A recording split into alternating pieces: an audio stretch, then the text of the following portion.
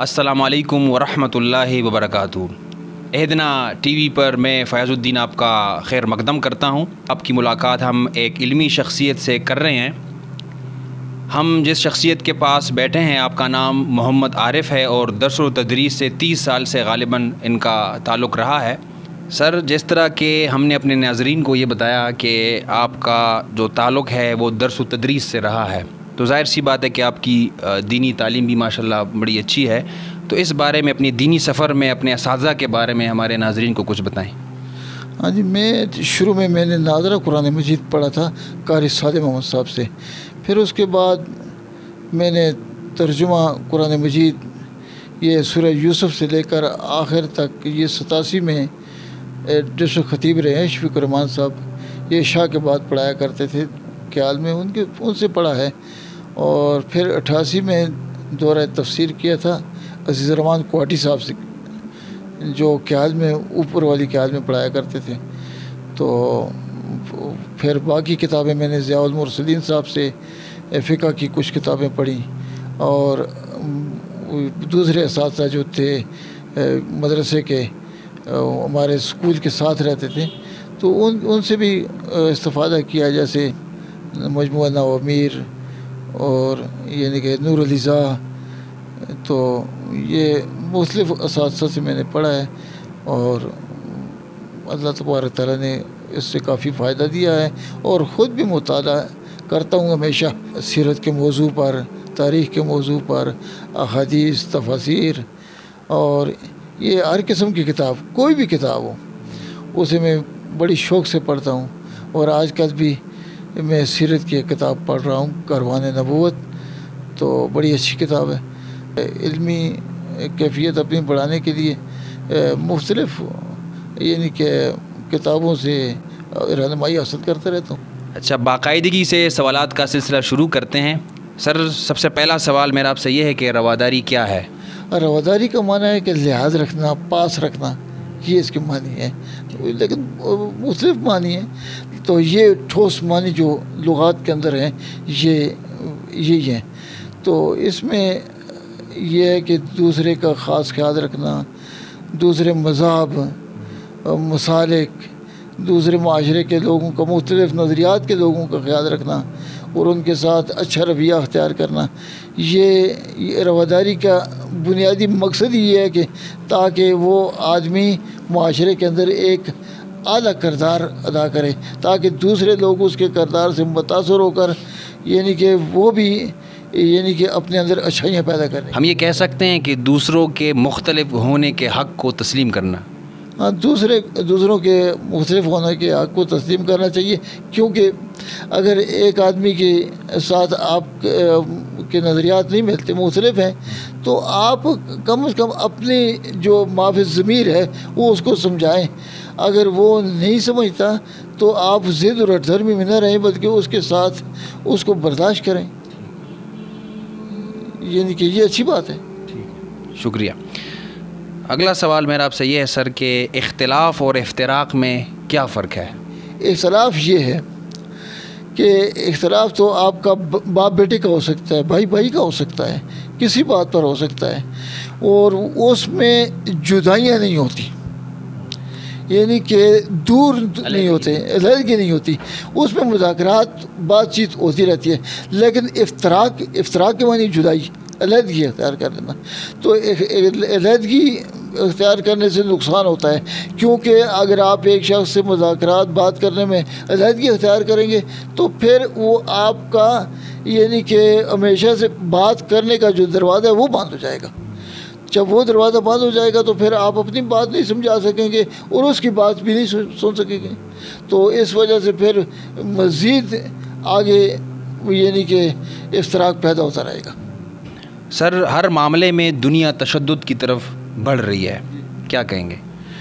ہاں جی، دنیا تشدد کی طرف بڑھ رہی ہے۔ اس میں ذرا میں آپ کو تفصیل سے بتاتا ہوں۔ دنیا تشدد کی طرف دیکھو کہ آج پوری دنیا کے اندر انسانیت کا احترام جو ہے وہ ختم ہو چکا ہے۔ انسانیت کا احترام نہیں کرتی، لوگ قتل و غارت پر اتر چکے ہیں، اور پھر خصوصاً ہمارے ملک میں بھی یعنی کہ اس بات پر نہیں سوچا گیا، کہ کیوں لوگ تشدد کی طرف جا رہے ہیں، وجہ کیا ہے؟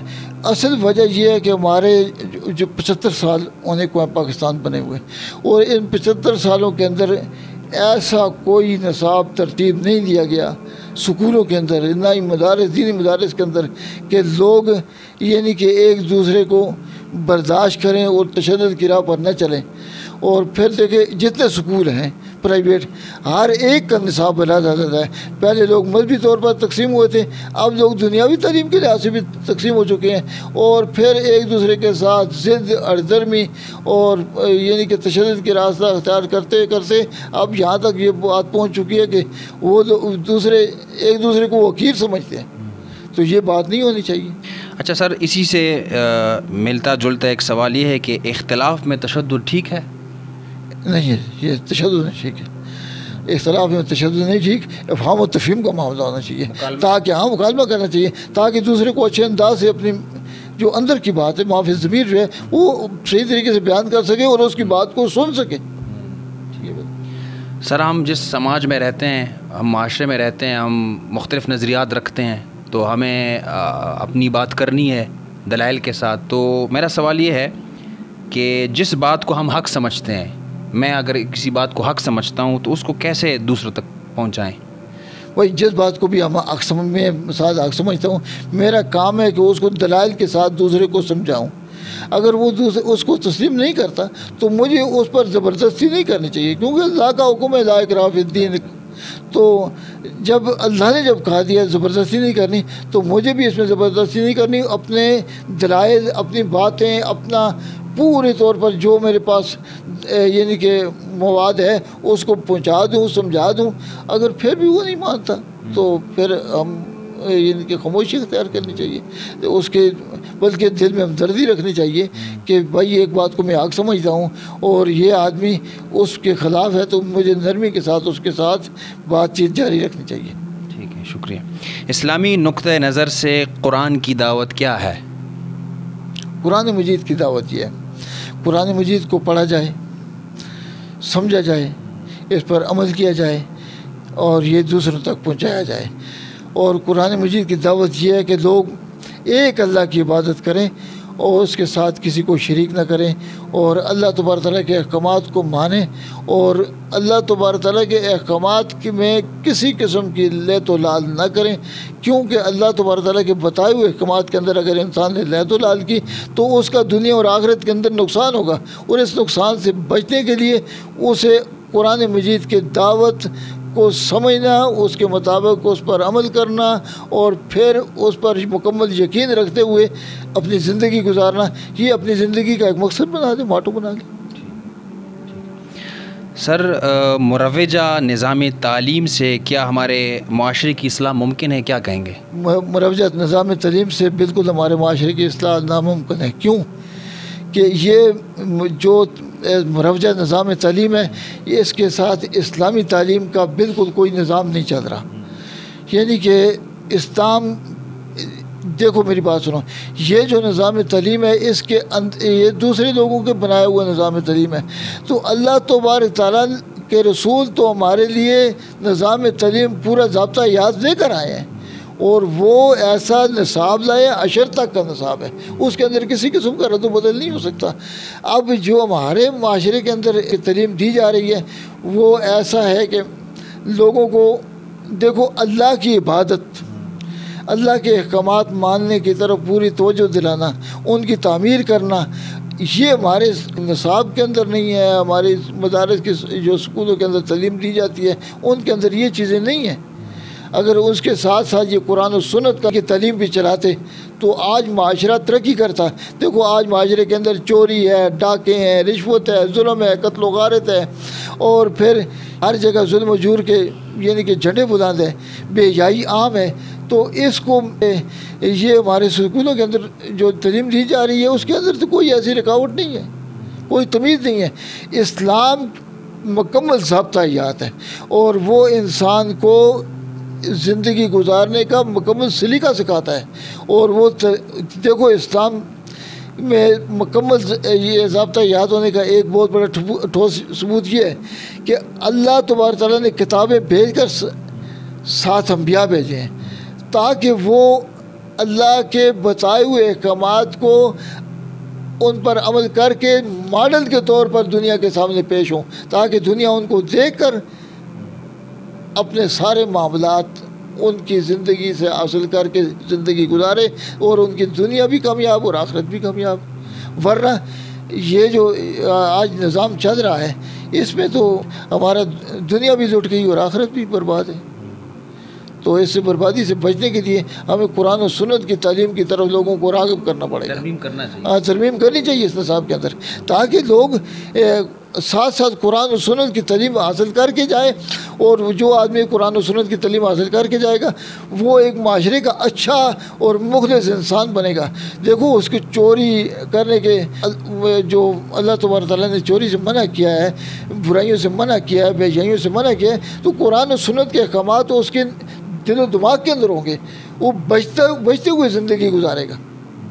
تو اگر یہ اسلامی تعلیم کا اس کے پاس کوئی نظام میں اس کے ساتھ کوئی سہولت نہ ہو تو یہ جو دنیاوی تعلیم ہے اس کے اندر تو کچھ بھی نہیں ہے۔ اس کے اندر تو آپ دیکھ رہے ہیں 75 سال ہو گئے جو معاشرہ تشکیل پا چکا ہے، اس کے اندر آپ دیکھیں کہ ملک کے اندر کتنی بڑی تباہی بربادی، ادارے تباہ ہو چکے ہیں، اور ان سارے اداروں کو ٹھیک کرنے کے لیے صرف اور صرف اس تعلیم کے ساتھ ہم دنیاوی تعلیم کے مخالف نہیں ہیں۔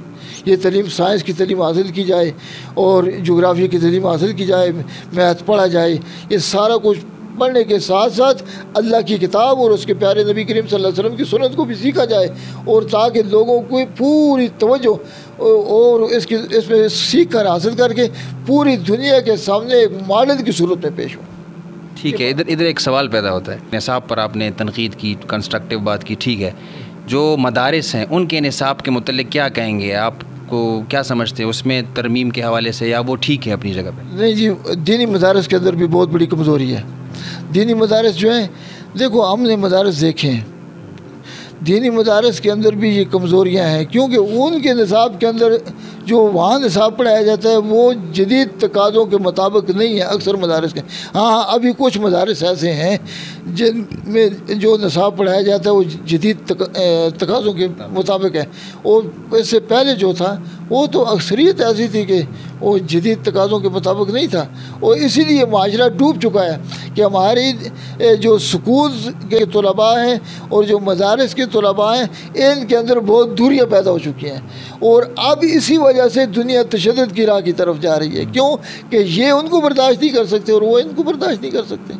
اور اگر ایک آدمی دیکھو عالم جو ہے، قرآن و سنت کا عالم ہے، تو اب اس کو ایک FA اور BSc آدمی جو جس کے پاس تعلیم ہے وہ اس کو حقیر سمجھتا ہے کہ میرے پاس زیادہ تعلیم ہے، حالانکہ قرآن اور سنت کی تعلیم جو ہے یہی تو یعنی کہ ٹھوس تعلیم ہے، اسی کو علم کہا گیا ہے، کیونکہ اس کی وجہ سے آدمی اپنے رب کو پہچان سکتا ہے، اور رب کو پہچاننے کا بہترین ذریعہ ہے اور یہ اللہ نے بتایا ہے اور اس کے رسول نے قرآن و سنت ہے۔ اچھا سر، یہ ایک اچھا مسلمان یا ایک اچھا شہری کون سا بہتر ہے؟ اچھا مسلمان کی تشریح میرے پیارے نبی کریم صلی اللہ علیہ وسلم نے کی ہے، فرمایا خیرکم من تعلم القرآن وعلمہ، تم میں بہترین انسان وہ ہے جو قرآن سیکھے اور سکھائے، اور فرمایا المسلم من سلم المسلمون من لسانہ ویدہ، مسلم وہ ہے جس کے ہاتھ اور زبان سے دوسرے لوگ محفوظ رہیں۔ تو اچھا مسلمان وہ آدمی ہے جس کے کردار سے دوسرے لوگ متاثر ہوں، دوسرے لوگوں کو فائدہ ہو، اپنے ملک کے اندر، اپنے شہر کے اندر دوسروں کے لیے فتنے کا سبب نہ بنے، بلکہ ان کے لیے سہولیات کا سبب اور ذریعہ بنے، تاکہ لوگ اس سے فائدہ اٹھائیں، اس کے علم سے، اس کے عمل سے۔ دیکھو میری بات سنو، اب ہمیں جتنے بھی نیک کام ہیں ان میں ہمیں دوسروں کے ساتھ تعاون کرنا چاہیے، اور جو برائیاں ہیں ان سے بچنا چاہیے۔ اگر ایک آدمی چوری کر رہا ہے آپ اس کے طریقے پر مت چلیں، اس کو اچھا مت سمجھیں، لیکن اگر ایک آدمی جو اچھے کام کر رہا ہے، مثال کہ وہ لوگوں کے لیے سہولیات پیدا کر رہا ہے، راستہ بنا رہا ہے، کوئی سکول بنا رہا ہے، کوئی پانی کا یعنی کہ پانی ہینڈ پمپ لگا رہا ہے، یہ اچھے کام کر رہا ہے. آپ ایسے کام کرنے والوں کے ان کے ساتھ تعاون کریں، ان کو اچھی نگاہ سے دیکھیں اور معاشرے میں ان کے بارے میں بتائیں کہ یہ لوگ اچھے شہری ہیں، لوگوں کے لیے سہولیات پیدا کرنے والے. تعاون علی البر میں بھی یہ چیز انکلوڈ، تعاون علی البر والتقوی ولا تعاون علی الاثم والعدوان. اللہ کہتے ہیں کہ نیکی کے کاموں میں تعاون کرو اور برائی کے کاموں میں مت تعاون کرو. تو اس لیے نیکی کے کام میں تعاون کرنا چاہیے اور برائی سے اپنے آپ کو بھی بچانا چاہیے اور دوسروں کو بھی اور اپنے شہریوں کو بھی بچانا چاہیے. آپ جدھر بھی بیٹھے ہیں، کسی اسپتال میں ہیں، گاڑی میں ہیں، کسی دکان میں ہیں، جدھر بھی آپ برائی دیکھتے ہیں تو اچھے طریقے سے اس کو سمجھائیں کہ یہ برائی. دیکھو حکومت کس کس کو روکے گی؟ ہمارے اندر اگر یہ بات آ جائے، ہم سب کو احساس ہو جائے کہ ہم نے معاشرے کے اندر گندگی نہیں پھیلانی، رشوت نہیں لینی، نہیں دینی، چوری نہیں کرنی، لوگوں کو تکلیف نہیں دینی، ظلم نہیں کرنا، کام نہیں تولنا، ملاوٹ نہیں کرنی، تو یہ ہمارا حکومت کے ساتھ بھی تعاون ہے، دوسرے لوگوں کے ساتھ بھی، جتنے بھی اچھے کام کرنے والے ہیں ان کے ساتھ تعاون ہے. اور پھر وہ ہمیں دیکھ کر وہ بھی برائیوں سے بچ کر معاشرے کے اچھے انسان ثابت ہو سکتے ہیں. ایک اچھا مسلمان ہی ایک اچھا شہری ہو سکتا ہے. کیوں کہ وہ مسلمان کے اندر جو خوبیاں ہیں وہ پوری انسانیت کے لیے وہ فائدہ مند ہیں. اللہ تبارک تعالیٰ نے یہ رکھی ہے کہ اچھا مسلمان جو ہوگا وہ ہر ایک کے لیے سہولیات، ہر ایک کے لیے اچھا رویہ اختیار کرے گا تو پوری دنیا کے اندر امن پھیلے گا. اور ہم یہ نہیں کہ بدامنی کے مخالف ہیں، یہ قتل و غارت کے مخالف ہیں. ہم چاہتے ہیں کہ پوری دنیا کے اندر امن ہو اور لوگ حکومت کے ساتھ، باقی اداروں کے ساتھ تعاون کریں تاکہ معاشرے سے برائیاں ختم ہوں اور اچھائیاں آ جائیں. چونکہ آپ خود استاد رہے ہیں اور ہیں بھی، تو آپ نے تو نظام تعلیم پر بات کی، نصاب پر بات کی. اسی مروجہ نظام تعلیم کے ہوتے ہوئے مدارس کے اساتذہ اور محکمہ تعلیم کے اساتذہ کو کیا پیغام کہ اس موجودہ نظام میں رہ کر وہ کیا تبدیلی لا سکتے ہیں؟ ان کے لیے کیا کہیں گے؟ ان کو کیسے ہونا چاہیے اور کیا کرنا چاہیے؟ ہاں یہ بات ہے کہ کیونکہ میں تقریباً 36.5 سال جو ہے محکمہ تعلیم میں رہا ہوں اور پرائمری اسکول میں رہا ہوں، تو اس دوران مجھے کافی تجربہ ہوا ہے کہ اساتذہ کو معاشرے کے ساتھ، بچوں کے ساتھ ایسے رویے اختیار کرنے چاہیے تاکہ وہ ان سے سبق سیکھ کر وہ ملک و قوم کی خدمت کے جذبات ان کے اندر پیدا ہوں. اساتذہ کے اندر ایسی خوبیاں ہونی چاہیے اسکولوں کے اندر اور دینی مدارس کے اندر تاکہ وہ جو طلباء ان سے پڑھ رہے ہیں تو پڑھنے کے بعد جب عملی زندگی میں جائیں تو ان کو اپنا ماڈل سمجھیں کہ وہ اچھے لوگ تھے، ہماری اچھی تعمیر انہوں نے کی، ہمیں اچھی نصیحتیں کی، اور یعنی کہ وہ ملک اور قوم اور پوری انسانیت کے وفادار اساتذہ تھے. تو جو سبق انہوں نے ہمیں دیا ہے کہ ہم یعنی کہ سب مل کر یعنی کہ پوری دنیا کے اندر امن قائم کرنے کے لیے تیار ہو جائیں تاکہ پوری دنیا کے اندر اللہ تبارک تعالیٰ امن لائے، یہ دہشت گردی برائیاں ختم ہو جائیں. سکول کے ساتھ ساتھ اور مدارس کے ساتھ ساتھ مل کر یعنی کہ ملک اور قوم کی خدمت کریں اور بچوں کی تعمیر میں اپنی پوری توجہ دلائیں تاکہ بچے اچھے پاکستانی، اچھے شہری، اچھے مسلمان بن سکیں. پروگرام کے آخر میں جو ہمارے دیکھنے والے ہیں ان کو کوئی پیغام، کوئی نصیحت دینا چاہیں؟ ہاں جی، میں یہ پیغام دینا چاہتا ہوں کہ ہم سب مل کر، ہم سب سے پہلے مسلمان ہیں، مسلم ہیں، اس کے بعد ہم پاکستانی ہیں، شہری ہیں، اس ملک کے باشندے ہیں. یہ ملک کلمے کے نام پر حاصل ہوا ہے، تو اب اس کلمے والی دعوت، وہ جو کلمے کے مطالبات ہیں کہ ایک اللہ کی عبادت ہو اور اس کی عبادت میں کسی کو شریک نہ کیا جائے، خالصتاً اللہ کی عبادت، اور پھر کلمے کا دوسرا جز کہ محمد رسول اللہ، کہ اللہ کے پیارے نبی کریم صلی اللہ علیہ وسلم کی سنتوں کا احیاء، ان کو دوبارہ یعنی کہ اس طرح لوگوں کے سامنے بیان کرنا، ان پر عمل کرنا تاکہ یعنی کہ معاشرے کے اندر دین اسلام کی اقدار ابھر کر سامنے آئیں اور لوگ دین اسلام کو خوشی کے ساتھ کہ سیکھنے اور اس کو اپنانے، اس پر عمل کرنے کے لیے اپنے جذبات اور اپنے پورے طور پر ذہنی यानी कि ज़हनी सोच के मुताबिक उसके लिए तैयार हो जाएं, ताकि फिर एक बेहतरीन शहरी, बेहतरीन मुसलमान और अच्छे किरदार वाले लोग सामने आएँ और पूरी दुनिया के लिए एक मॉडल की सूरत में पेश हो। सर आपका बहुत बहुत शुक्रिया। अल्लाह ताला से दुआ है कि अल्लाह ताला आपके इल्म में और काम में बरकत अता फ़रमाए और इंशाल्लाह आपसे इस्तिफ़ादा करते रहेंगे। शुक्रिया आपका, बहुत बहुत शुक्रिया। अस्सलामु अलैकुम व रहमतुल्लाहि व बरकातुहू।